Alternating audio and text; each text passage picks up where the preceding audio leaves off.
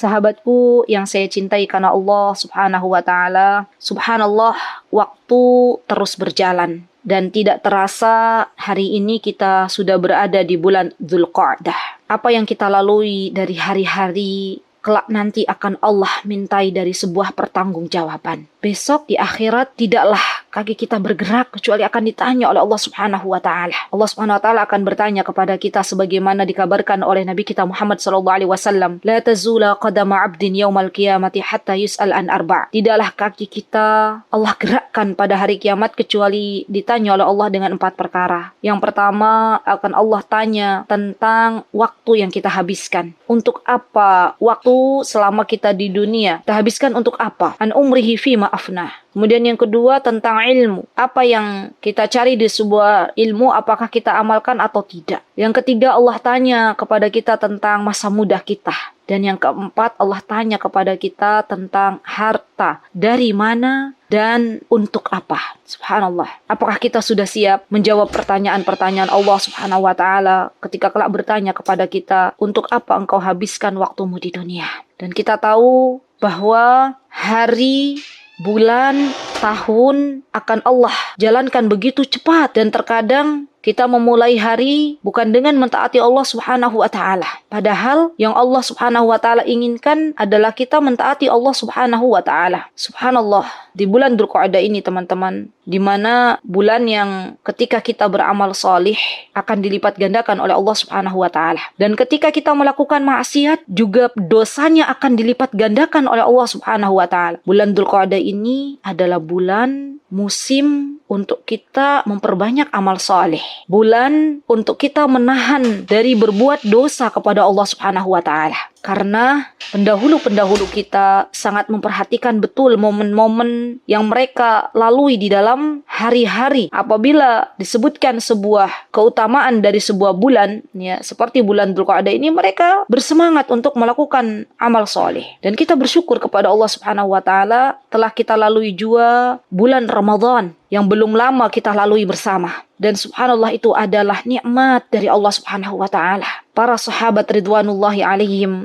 mereka berharap, memohon kepada Allah sebelum datang bulan Ramadan. 6 bulan sebelumnya mereka berdoa kepada Allah agar dipertemukan dengan bulan Ramadan. Dan ketika kita diberikan kesempatan untuk berjumpa dengan bulan Ramadan, itu karena kasih sayang Allah kepada kita semuanya. Allah masih memberikan kesempatan kepada kita untuk berbekal sebelum kita pulang. Allah masih memberikan kepada kita semuanya untuk memperbaiki diri kita, untuk kembali kepada Allah Azza wa Jalla, bertaubat dengan taubatan nasuha sebelum kematian datang menjemput kita. Allah dengan kemahabaikannya masih memberikan kepada kita kesempatan untuk kita meluruskan niat-niat kita.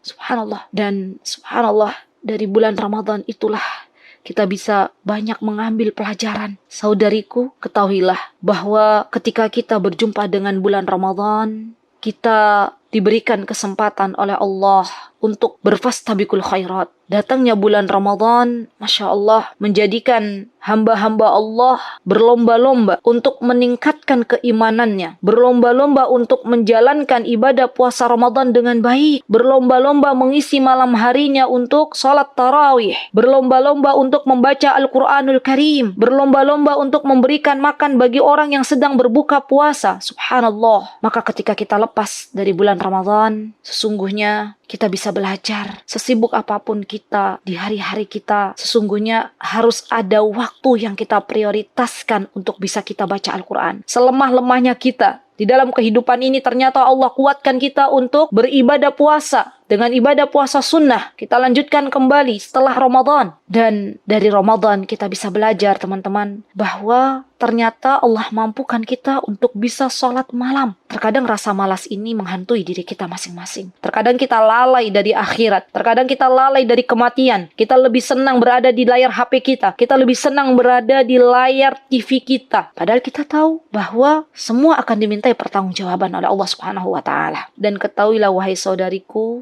subhanallah, ternyata ketika Allah Subhanahu wa taala memerintahkan kepada kita semuanya untuk beribadah puasa, dari situ Allah menginginkan hambanya untuk menjadi hamba-hamba yang lebih bertakwa. Allah Subhanahu wa taala berfirman di dalam Al-Quran, A'udzubillahi minasyaitonirrajim, Ya ayyuhalladzina amanu kutiba alaikumus siyam kama kutiba 'alal ladzina min qablikum la'allakum tattaqun. Subhanallah, hai orang-orang yang beriman, kata Allah Subhanahu wa taala, telah diwajibkan bagimu dan orang-orang sebelummu untuk beribadah puasa, tidak lain tidak bukan karena memiliki sebuah tujuan, yaitu untuk menjadi hamba-hamba Allah yang bertakwa. Dan tidaklah hamba Allah disebut sebagai hamba yang bertakwa kecuali ketika ia menjalankan perintah Allah Subhanahu wa taala disertai dengan ilmu, bukan dengan kebodohan, bukan dengan ketidaktahuan, bukan hanya mengikuti apa yang telah dilakukan oleh orang lain, tapi benar-benar dia berilmu dan juga mengharapkan apa yang ada di sisi Allah Subhanahu wa taala. Dan tidaklah orang disebut bertakwa di hadapan Allah kecuali dia meninggalkan larangan-larangan Allah Subhanahu wa taala dengan ilmu dan takut akan azab yang Allah Subhanahu wa taala telah sediakan. Maka dari itu,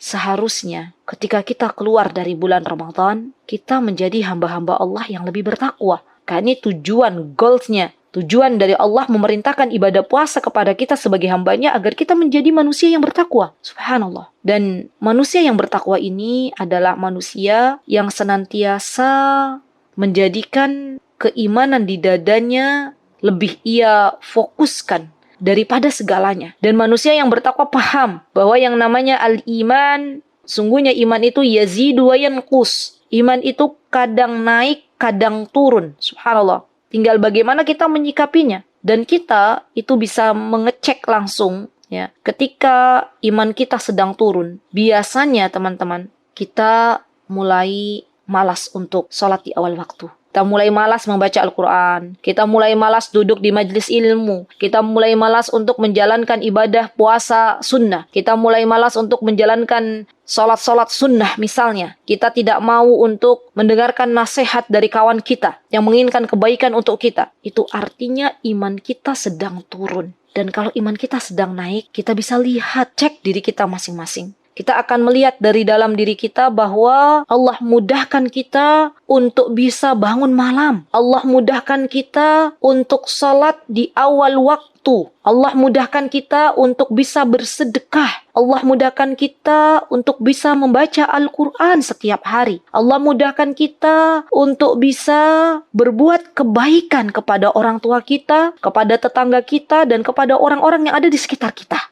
Dan kita pun bisa dimudahkan oleh Allah Subhanahu wa taala untuk bisa lebih dekat dengan Allah Subhanahu wa taala. Subhanallah. Maka dari itu, teman-teman, bagaimana cara agar keimanan yang telah kita pupuk di bulan Ramadan ini tetap kita jaga dengan baik, walaupun kita sudah berada di luar bulan Ramadan, apa yang sudah kita tanam, apa yang sudah kita latih dari berbagai macam amal soleh di bulan Ramadan, kita biasakan di dalam kehidupan kita. Cara yang pertama adalah banyak-banyak berdoa kepada Allah Subhanahu wa taala. Karena sesungguhnya Allah yang akan memberikan taufik kepada kita untuk bisa berbuat amal soleh. Karena sesungguhnya hati kita dipegang oleh Allah Subhanahu wa taala. Maka jangan pernah lelah untuk berdoa. Di antara doa yang diajarkan oleh Rasulullah sallallahu alaihi wasallam adalah ya muqallibal qulub, tsabbit qulubana ala dinik. Itu kalau pakai dhamir nahnu, dhamir kami. Tapi kalau pakai dhamir saya, maka di antara doanya adalah ya muqallibal qulub, tsabbit qalbi ala dinik. Wahai Zat yang maha membolak-balikan hati hambamu,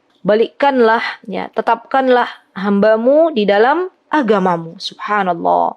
Dan ada juga doa yang diajarkan oleh Nabi kita Muhammad sallallahu alaihi wasallam, teman-teman, yaitu doanya Allahumma habib ilainal iman. Ya Allah, hiasilah diri kami dengan perhiasan atau keindahan iman. Wa zayyinhu fi qulubina, dan jadikanlah iman itu menjadi hiasan kami. Wa karrih ilainal kufra wal fusuqa wal isyan. Ya Allah, jadikanlah kami semuanya membenci kekafiran, membenci kefasikan, dan membenci kemaksiatan. Wa ja'alna minar rasyidin, dan jadikanlah kami orang-orang yang Engkau beri petunjuk. Subhanallah. Lihat teman-teman, ada berapa poin itu yang bisa kita belajar dari doa ini. Kita minta kepada Allah agar keimanan itu senantiasa menghiasi hati-hati kita. Poin yang kedua, kita minta kepada kepada Allah agar Allah Subhanahu wa taala menjadikan diri kita semuanya ada rasa tidak suka dengan kefasikan, kemaksiatan dan kekafiran. Dan poin yang ketiga, kita minta kepada Allah agar kita semuanya tergolong dari hamba-hamba Allah yang senantiasa Allah beri petunjuknya. Ini doa yang kedua. Doa yang ketiga, teman-teman, sebagaimana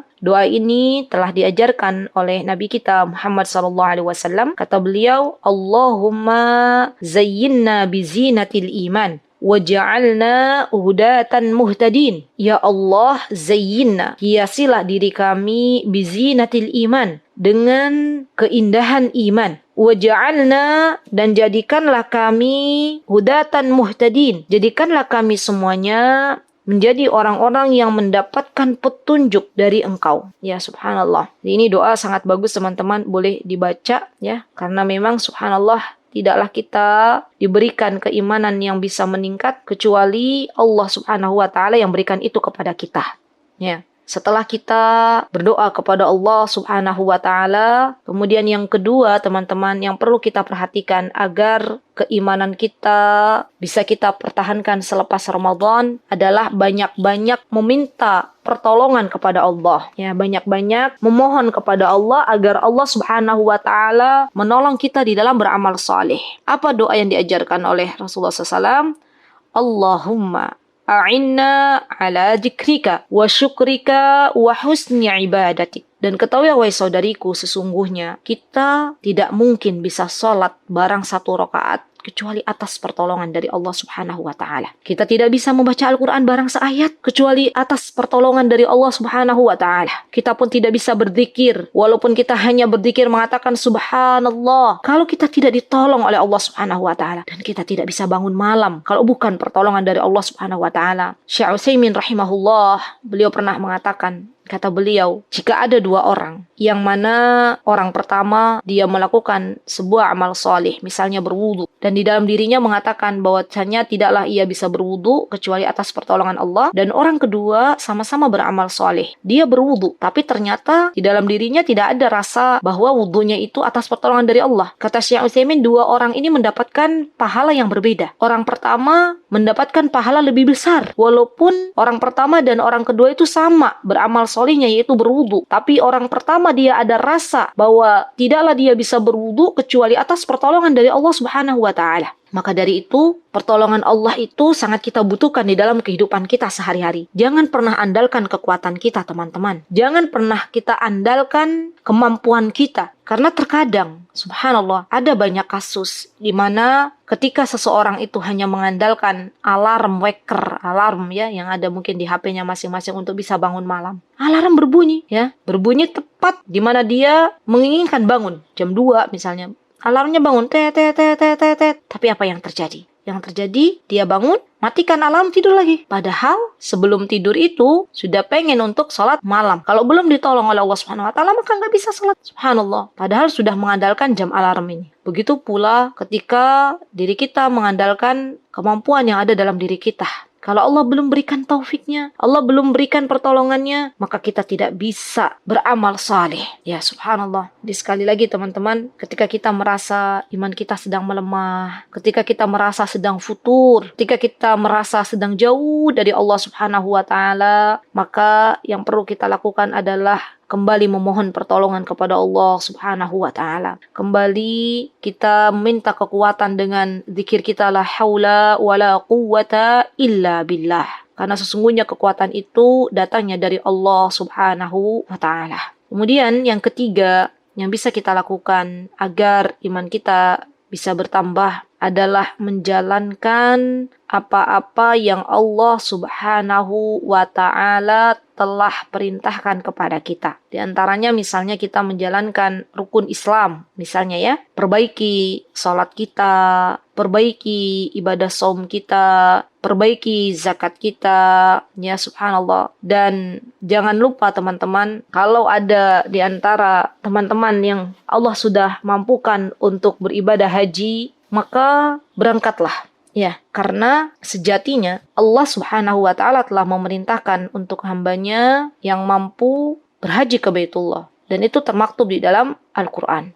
Subhanallah teman-teman, saya jadi ingin sedikit bercerita kepada teman-teman dan mudah-mudahan ini bisa diambil pelajaran ya. Saya dan suami menemukan sebuah kasus ya di mana ada dua orang suami istri yang dulu waktu masih muda mereka bekerja di sebuah perusahaan dan sebenarnya mereka itu mampu untuk berhaji kalau dari segi finansial. Tapi ternyata mereka berpikir membangun rumah itu lebih mereka inginkan, membangun rumah besar, membeli kendaraan yang bagus, itu lebih mereka prioritaskan. Subhanallah, rumah kebeli, kendaraan juga kebeli, dan saat ini suami istri itu sudah tidak lagi bekerja di perusahaan, ya, baru menyadari ternyata untuk berangkat haji ya lewat Indonesia ini harus menunggu waktu yang sangat panjang. Dan ternyata ketika mereka mendaftar untuk haji, maka jatah mereka berangkat haji sudah di usia yang tidak lagi muda. Subhanallah, begitulah kawan-kawan. Kalau ada kesempatan untuk berhaji, dahulukan haji. Karena yang namanya berhaji bagi yang mampu itu adalah sebuah kewajiban. Dan subhanallah, di antara rukun Islam yang diperintahkan oleh Allah dan Rasul-Nya. Tak lupa juga ketika kita menjalankan ketaatan kepada Allah, kita tengok juga masalah rukun iman kita. Dan ini seharusnya ya teman-teman, ngajinya itu runutnya. Jadi alhamdulillah, hari ini Allah berikan kesempatan untuk kita bisa berjumpa, membahas tentang bagaimana menjaga keimanan kita. Mudah-mudahan di lain kesempatan, teman-teman Allah berikan kesempatan untuk belajar lagi, mendalami ilmu agama, ya, agar kita semuanya bisa menjadi hamba-hamba Allah yang baik. Ya. Jadi yang namanya belajar itu harus bertahap ya. Tidak kemudian langsung kita belajar satu kali selesai ya. Karena kalau kita belajar satu kali selesai maka ilmu itu pun akan cepat menguap. Tapi kalau kita belajar bertahap, misalnya untuk meningkatkan keimanan kita, untuk menjalankan kewajiban kita kepada Allah, kita harus mengenal Allah Subhanahu wa ta'ala. Dan yang namanya mengenal Allah teman-teman, agar kita bisa lebih lagi iman kita naik, kita itu harus tahu nama-nama Allah yang indah, sifat-sifat Allah yang mulia. Dan itu butuh waktu, butuh duduk di majlis ilmu. Kita juga harus tahu bahwa Allah Subhanahu wa ta'ala adalah yang maha mengatur segalanya. Kita juga harus paham bahwa semua di dunia ini adalah milik Allah Subhanahu wa ta'ala. Harta yang Allah Subhanahu wa ta'ala berikan kepada kita itu sejatinya hanyalah titipan. Kalau semua diri kita paham bahwa semua yang ada di dunia ini milik Allah, maka apapun yang terjadi kepada kita, tidak ada yang perlu kita gelisahkan. Karena semuanya milik Allah. Banyak orang-orang di zaman sekarang yang hidupnya dipenuhi dengan gelisah, dipenuhi dengan rasa kekhawatiran, karena masih merasa memiliki, masih belum benar-benar mengenal Allah Subhanahu wa ta'ala, masih belum percaya dan yakin bahwa sejatinya Allah yang maha memberikan rizki kepada kita. Subhanallah. Kalau kita percaya teman-teman, kalau kita benar-benar beriman bahwa Allah Azza wa Jal adalah zat yang maha memberikan rizki kepada kita, dan kalau Allah sudah memberikan rizki itu tidak pernah tertukar, tapi rizkinya sudah tertakar, maka hati kita akan tenang. Tidak ada yang perlu kita risaukan. Subhanallah. Kenapa orang banyak sekarang itu teman-teman yang merasa tergoncang ya dalam kehidupannya? Karena memikirkan sesuatu yang belum jelas.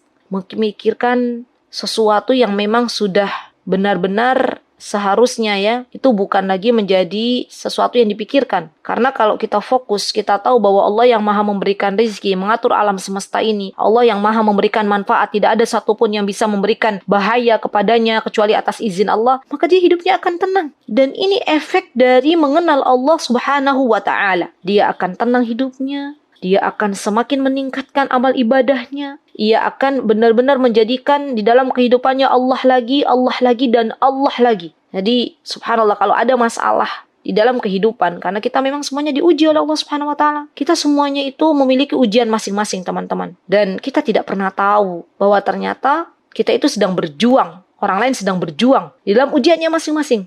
Subhanallah. Ketika kita benar-benar sudah mengenal Allah, maka teman-teman, kita akan lebih bersabar menghadapi ujian itu.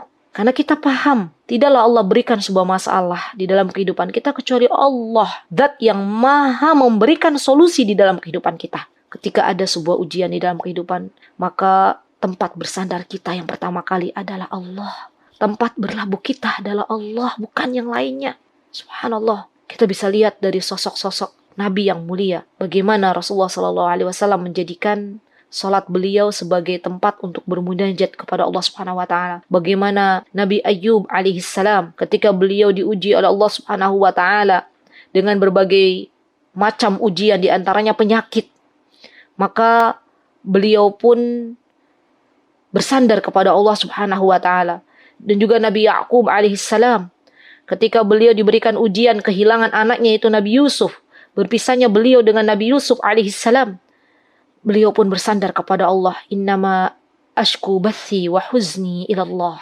Subhanallah. Barang siapa yang menjadikan Allah di dalam kehidupannya yang pertama, maka ia akan menemui banyak keajaiban-keajaiban di dalam kehidupannya. Dan ini harus kita belajar. Harus ada waktu untuk mengenal Allah lebih dalam. Harus kita prioritaskan, bukan sisa-sisa waktu. Yang namanya belajar ilmu agama, mengenal Rabb kita itu bukan di sisa-sisa waktu kita, tapi di awal waktu kita. Kita prioritaskan untuk lebih mengenal Allah Azza wa Jalla dengan namanya yang indah dan sifatnya yang mulia. Kemudian poin yang selanjutnya teman-teman, agar keimanan kita meningkat, maka kita harus lebih kenal dengan Rasulullah Sallallahu Alaihi Wasallam. Itu yang akan meningkatkan keimanan kita. Ya subhanallah. Dan yang namanya mengenal Rasulullah SAW itu teman-teman, itu juga butuh ilmu.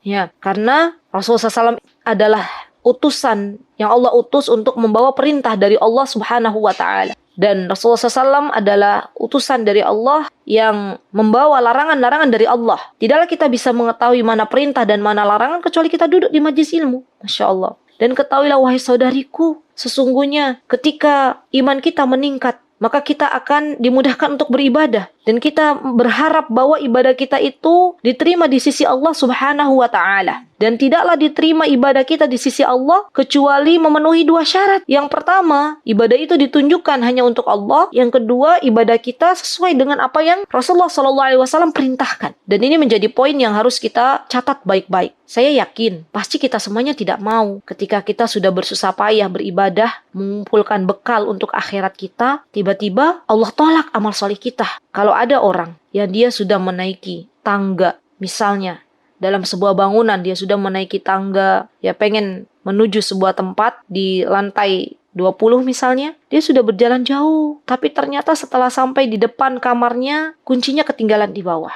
Atau misalnya ada seseorang yang dia akan membangun sebuah bangunan, dia bawa pasir dalam sebuah tempat, ternyata embernya itu bocor, dan itu tidak terasa karena bocornya terlalu kecil. Sampai di tempat tujuan, tidak ada pasir yang tersisa. Itulah keadaan orang-orang yang merugi kelak nanti di akhirat. Manakala dia sudah bersusah payah beribadah, dia bersusah payah untuk menancapkan keimanan di dalam hatinya, ternyata di akhirat nanti dia tidak lagi mendapatkan pahala dari amal soleh yang dilakukan di dunia karena tidak tahu ilmunya, karena tidak menjalankan ibadah sesuai dengan apa yang diperintahkan oleh Rasulullah Sallallahu Alaihi Wasallam. Maka saatnya teman-teman, agar iman kita tetap terjaga, jadikan amal soleh kita sesuai dengan apa yang Rasulullah Sallallahu Alaihi Wasallam perintahkan. Kemudian di antara poin yang mesti kita ketahui agar keimanan kita bisa terjaga teman-teman, dan ini poin pentingnya, maka tetaplah kita menjadi hamba Allah yang istiqamah. Nah ini juga penting ini, karena sejatinya yang namanya kedudukan istiqomah ini teman-teman di hadapan Allah Subhanahu wa Ta'ala itu begitu penting. Karena yang namanya istiqomah itu adalah perintah dari Allah Subhanahu wa Ta'ala. Ketika Allah Subhanahu wa Ta'ala berfirman dalam surat Hud, Allah Subhanahu wa Ta'ala berfirman, "Fastaqim kama umirta wa man taba ma'ak." Maka carilah jalan yang benar, istiqomahlah sebagaimana diperintahkan kepadamu untuk orang-orang yang telah bertaubat bersamamu. Subhanallah. Dan masih banyak ayat-ayat yang berkaitan akan perintah istiqomah. Ya Masya Allah. Bahkan subhanallah, orang-orang ya hamba-hamba Allah yang istiqomah setelah Ramadan terus membiasakan apa-apa yang telah dibiasakan di bulan Ramadan, maka Allah Subhanahu wa Ta'ala akan menurunkan malaikat-malaikat, dan malaikat-malaikat itu akan berkata kepada diri seorang hamba, janganlah kalian merasa takut, janganlah kalian bersedih, dan bergembiralah dengan surga yang telah dijanjikan kepada kalian. Ini dijelaskan oleh Allah Subhanahu wa Ta'ala dalam surah Fussilat teman-teman. Ketika Allah Subhanahu wa Ta'ala berfirman, a'udzubillahi minasyaitonirrajim, innalladzina qalu rabbunallahu thumma istaqamu tatanazzalu alaihimul malaikatu alla takhafu wa la tahzanu wa abshiru bil jannati allati kuntum tu'adun. Jadi tidak ada lagi rasa gelisah di dalam hatinya. Tidak ada lagi rasa takut di dalam hatinya. Bagi siapapun yang dia mencari jalan istiqomah, berpegang teguh di dalam keistiqomahan. Subhanallah. Dan orang yang istiqomah itu teman-teman, bukan hanya di dunia ia diberikan ketenangan oleh Allah Subhanahu wa taala, bahkan nanti di akhirat akan Allah teguhkan untuk bisa menjawab pertanyaan-pertanyaan yang diajukan oleh para malaikat. Ya subhanallah. Dan ini penting bagi kita teman-teman, karena besok kita semuanya akan menjumpai pertanyaan dari malaikat. Dan orang-orang yang di dunia dia senantiasa istiqomah, maka Allah Subhanahu wa taala akan meneguhkan perkataannya, yusabbitullahu alladhina amanu bil qawli tsabit fil hayatid dunya wa fil akhirah. Subhanallah. Dan ini yang kita harapkan dari Allah Subhanahu wa taala, agar kita semuanya diberikan ketetapan iman, ketetapan bisa menjawab pertanyaan-pertanyaan malaikat nanti kelak di kubur kita masing-masing. Subhanallah. Dan untuk meraih keistiqomahan itu teman-teman, jalannya tidak mulus-mulus saja. Ada banyak rintangan yang mesti kita lalui. Subhanallah. Semakin tinggi sebuah gunung, maka semakin tinggi pula angin yang bertiup kencang. Ya enggak? Maka semakin dia berada di jalan yang Allah ridai seorang hamba itu, maka ujian yang menerpanya juga semakin kencang. Dan ini membutuhkan sebuah kesabaran. Ya Masya Allah. Jadi benar-benar untuk kita tetap berada di jalan keistiqomahan itu teman-teman, kita harus bersabar. Karena yang namanya sabar itu diantaranya adalah perintah dari Allah Subhanahu wa taala, dan sabarnya kita itu tidak ada batasnya. Kadang kan kita selalu bilang begini ya, misalnya kita menemui sebuah masalah, terus ada yang berkata kepada kita, "Bu, yo sabar," gitu. Oh, dari kemarin yo saya sudah sabar. Subhanallah. Sampai kapan sih sebenarnya kita sabar itu? Sampai Allah wafatkan kita. Kalau 1 jam lagi Allah wafatkan kita, berarti sabar kita hanya 1 jam lagi. Kalau Allah wafatkan kita 1 menit lagi, berarti Allah hanya meminta kepada kita sabar 1 menit lagi. Dan sabar itu dalam 3 hal. Sabar dalam menjalankan ketaatan kepada Allah, sabar dalam menjauhi maksiat, dan sabar dalam menerima takdir yang telah Allah berikan kepada kita masing-masing. Ya subhanallah. Dan orang yang dia berjalan di jalan yang Allah ridai, terus istiqomah itu teman-teman, pasti akan menemui rintangan. Dan di antara rintangannya adalah musuh kita bersama, yaitu syaitan. Syaitan yang berusaha melalaikan kita dari mengingat Allah Subhanahu wa taala. Syaitan yang berusaha untuk menjadikan kita malas beribadah. Syaitan yang berusaha untuk menghasut anak Bani Adam. Dan inilah tugasnya syaitan. Karena memang syaitan sudah mengadakan sebuah perjanjian dengan Allah Subhanahu wa taala agar dia bisa mengganggu anak Bani Adam. Maka dari itu, perbanyaklah berlindung kepada Allah Subhanahu wa taala dari godaan syaitan. Kita berdoa kepada Allah, a'udzubillahi minasyaitonir rajim. Ya Allah, hamba berlindung kepadamu dari godaan syaitan yang terkutuk. Karena memang syaitan ini tugas utamanya di dunia ini adalah untuk mengganggu anak Bani Adam, untuk memalingkan anak Bani Adam agar anak Bani Adam semakin jauh dari Allah Subhanahu wa taala. Subhanallah. Kemudian akhwati fillah, di antara rintangan yang akan dihadapi oleh orang-orang yang istiqomah itu adalah jiwa yang senantiasa menyuruh kepada keburukan. Ya subhanallah. Karena sesungguhnya Allah itu menyifati jiwa manusia dengan 3 hal. Ini yang perlu kita ketahui bersama ya. Ada jiwa itu yang tenang. Allah sebutkan dalam Al-Quran ya. Dalam surah Al-Fajr di juz 30, teman-teman nanti bisa buka kembali ayat 27.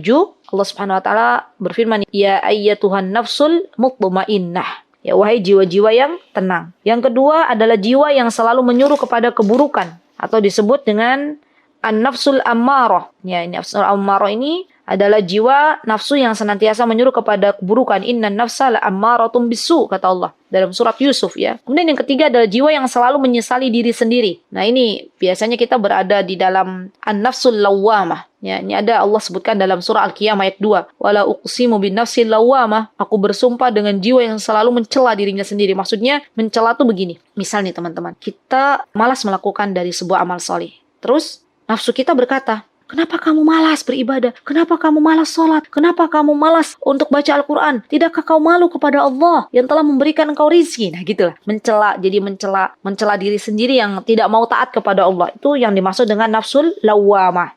Nah, Dan kita tahu ya bahwasanya yang namanya nafsul lawwamah, yang namanya senantiasa mengajak kita kepada kebaikan sejatinya ya. Tapi terkadang subhanallah dosa yang begitu banyak yang kita lakukan di hadapan Allah akhirnya menghalangi kita dari berbuat amal soleh. Baik, kemudian halangan yang biasanya ditemui oleh orang yang akan senantiasa berada di jalan keistiqomahan itu teman-teman adalah biasanya dia selalu menunda-nunda. Nanti. Ini rintangan yang subhanallah yang perlu kita belajar lagi ya. Karena subhanallah yang namanya amal soleh itu teman-teman kalau tidak disegerakan maka Allah akan tutup.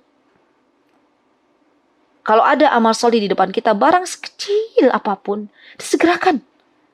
Kita nggak tahu kapan Allah akan menutup kembali kesempatan kita untuk beramal soleh. Ya. Pernah nggak sih kita menyesal? Misalnya kita punya kesempatan untuk baca Al-Quran di pagi hari. Tapi ternyata kita menundanya. Nanti. Saya mau lihat gawai dulu. Lihat HP dulu. Subhanallah. Dan di malam hari mau tidur kita muhasabah. Ya Allah ternyata hari ini belum bisa baca Al-Quran. Itu kalau masih diberikan kehidupan oleh Allah. Tapi kalau ternyata Allah cabut nyawanya. Ketika di waktu duhur misalnya, sudah dia tidak bisa lagi menambah saldo-saldo akhirat karena menunda waktu untuk bisa beramal soleh. Maka teman-teman, ini nasihat untuk diri saya dan untuk teman-teman yang saya cintai karena Allah, jangan pernah menunda untuk beramal soleh barang sekejap pun. Jika ada amal soleh di depan kita, lakukan dengan mengharap ridha Allah Subhanahu wa Ta'ala. Karena di hadapan Allah itu tidak dilihat seberapa besar amal soleh, tapi seberapa lurus niat kita. Ada banyak amal solih yang kecil di hadapan manusia, tapi itu ternyata besar di hadapan Allah Subhanahu wa Ta'ala. Misalnya, ketika ada duri di depan kita atau ada batu di depan kita, dan kita singkirkan dengan niat agar tidak mengganggu orang lain yang lewat, maka subhanallah di hadapan Allah itu sudah menjadi besar. Bahkan ini serendah-rendahnya iman. Ya, imatatul adha 'anit thariq, melenyapkan atau menyingkirkan halangan yang menghalangi jalan, ya Masya Allah. Dan jangan pernah kita itu ketika beramal solih hanya terfokus kepada hal-hal yang besar saja. Yang namanya gunung itu teman-teman, kita tahu ya, berasal dari kerikil-kerikil yang kecil. Maka kita ketika akan melakukan sebuah amal solih yang besar dimulai dari kebiasaan-kebiasaan kecil.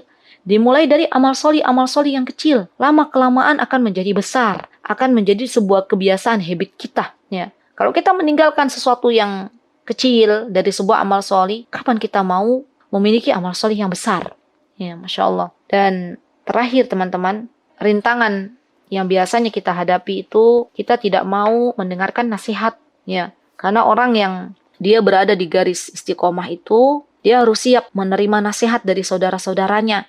Karena sesungguhnya nasihat itu seperti obat bagi yang sakit. Nasihat itu akan memberikan banyak manfaat bagi siapapun yang mendengarnya. Dan nasihat itu datangnya dari Allah Subhanahu wa Ta'ala. Bahkan Allah Subhanahu wa Ta'ala menjelaskan dalam surah Al-Asr. Allah memerintahkan kepada kita sebagai hambanya untuk saling menasihati dalam kebenaran dan kesabaran. Terimalah nasihat dari siapapun ia datang, karena sesungguhnya Allah sedang menginginkan kebaikan untuk kita bersama. Semoga apa yang kita dapatkan di pagi hari ini menjadi nasihat bagi kita semuanya, dan semoga kita bisa menerimanya dengan lapang dada. Itu yang bisa saya sampaikan teman-teman dalam kesempatan yang berbahagia ini. Jika ada yang benar, datangnya dari Allah Subhanahu wa Ta'ala. Dan jika ada yang salah, pastinya datang dari saya pribadi. Saya mohon maaf yang sebesar-besarnya. Mudah-mudahan Allah pertemukan kita di lain kesempatan.